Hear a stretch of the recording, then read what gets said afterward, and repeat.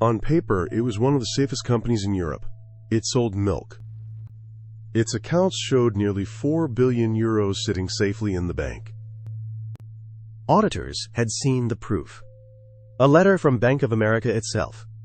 Then, one December morning, the bank looked at that letter and said, "This account does not exist." Investigators say the proof had been faked with scissors and a scanner. When the dust settled, the hole was 14 billion euros deep. This is Parmalat, the collapse the world called Europe's Enron. A quick note before we begin. The story begins in 1961 in the gentle countryside of northern Italy. In Collecchio, a small town near Parma, a young man named Calisto Tanzi opened a small pasteurizing plant for milk. 2 years later, he gave his milk a name, Parmalat. It became the first branded milk Italians had ever bought. Then came the masterstroke, long life milk. Treated at ultra-high temperature, it could sit on a shelf for months. No refrigeration, no waste. It conquered Italy, then the world. Milk, yogurt, juice, baked goods. Brazil, Africa, North America. By the 1990s, Parmalat operated in 30 countries. More than 30,000 people worked under its name. In 1990, the company listed on the Milan stock exchange. By 2002, the markets valued it at almost 4 billion euros. And Calisto Tanzi became far more than a businessman. He bought his hometown football club, Parma, and bankrolled its golden age. Cup after cup, the little club beat the giants of Europe. He built a travel empire, Parmatour, and even a television network.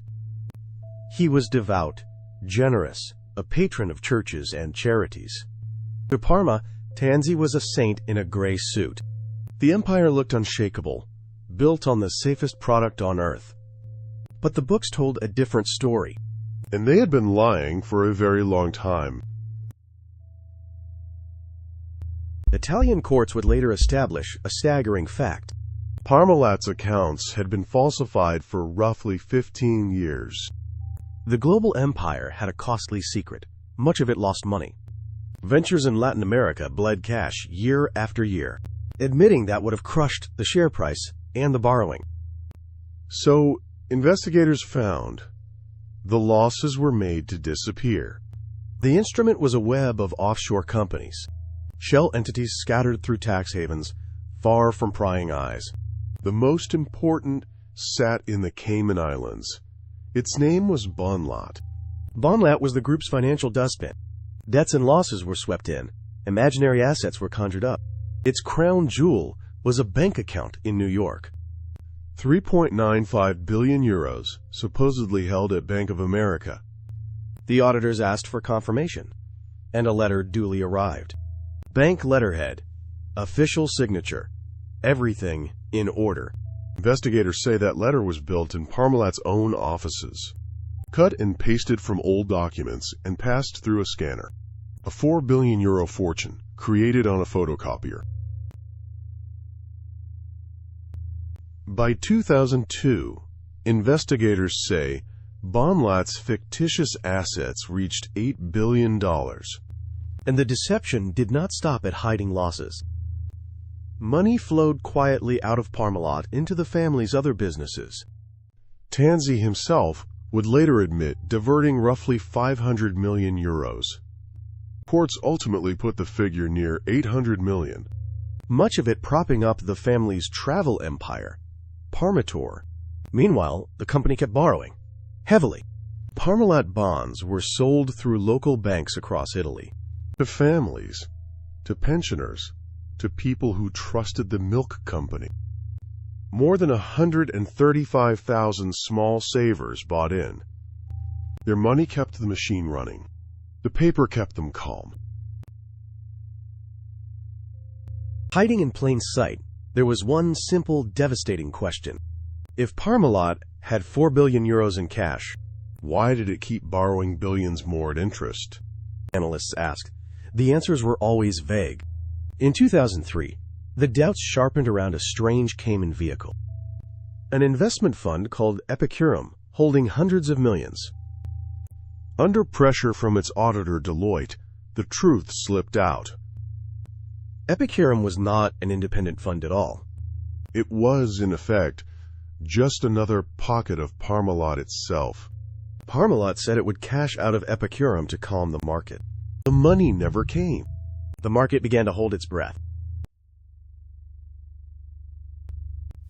December 2003. The end game began with a routine bill. A bond repayment came due, about 150 million euros. Pocket change for a company claiming 4 billion in cash. Parmalat missed the payment. Markets froze. If the cash was real, where was it?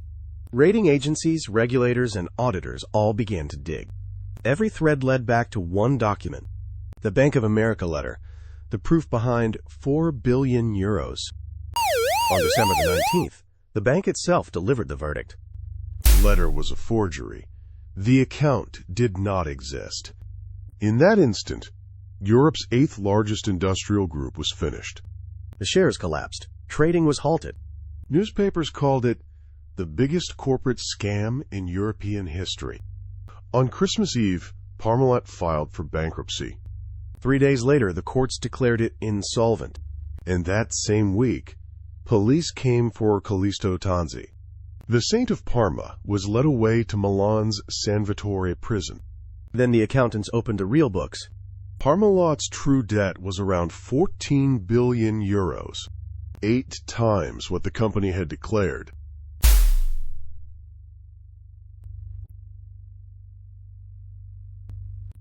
The wreckage stretched far beyond the trading floors. More than 135,000 small bondholders were trapped. Retired teachers, shopkeepers, farmers who had supplied Parmalat milk.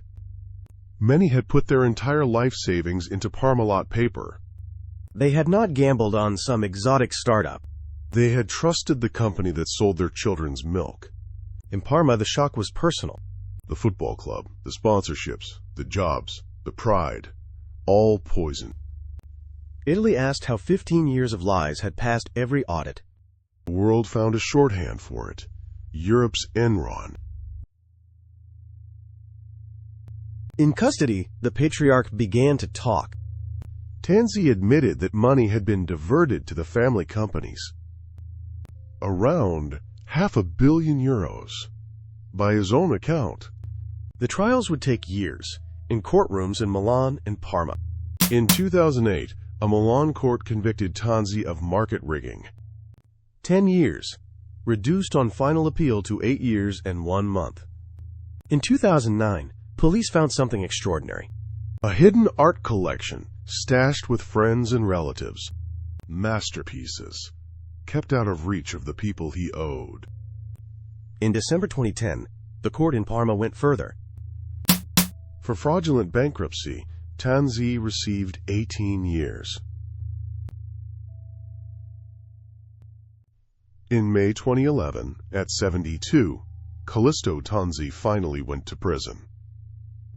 His finance chief, Fausto Tonna, the man behind the paper machine, was sentenced in Parma to 14 years. The auditors did not escape the storm. Partners at Grant Thornton's Italian arm, Bonlat's auditors, were arrested. Deloitte later paid $149 million to investors. Tanzi spent his final years between prison, house arrest, and hospitals. He died on New Year's Day 2022 at the age of 83. Parmalat itself did not die. A turnaround specialist, Enrico Bondi, was sent in to save it. He cut it back to its core, sued the banks and auditors. And in 2005, a reborn Parmalat returned to the stock market. In 2011, the French dairy giant Lactalis took control. The brand survives on shelves around the world to this day. The empire of Collecchio ended as a subsidiary of its old rival.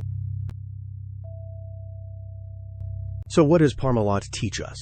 First, cash you cannot touch is not cash. A bank balance is only as real as the bank that confirms it.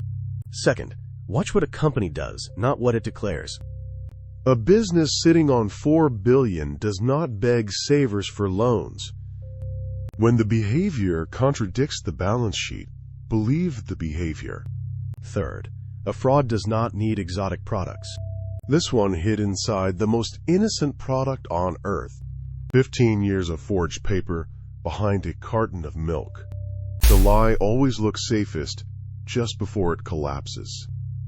On the fraud terrain, we follow the money, and we expose the fraud. If this story gripped you, subscribe and tell us which case we should uncover next.